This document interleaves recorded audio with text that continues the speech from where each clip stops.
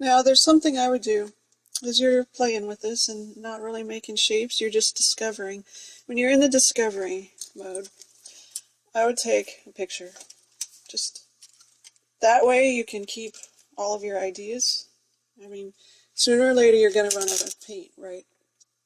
So you're going to want to use these to explore and try more new ideas. So I would take a picture like this one has piqued my interest so much that it kind of looks like a little fern ball. So if I made this in green, I want some reference to go back to. So let me take a photo of that here, and I want to prop it just right. What a cool idea. Okay. And zoom in. Add some dimension. Click. Oh, that's cool. Pretty neat. So I don't like how it's tightly wound here, I think.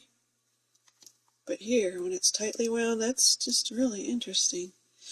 Another thing you can do, be quiet camera, is make this different colors. Let me zoom in here. So like, you can make the base color a maroon. And the top part, you can make it purplish. Some color that blends very well.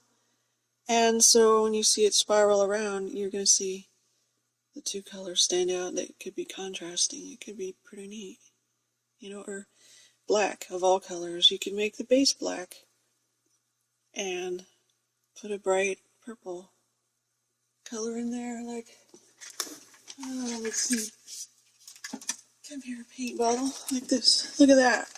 Really wild color.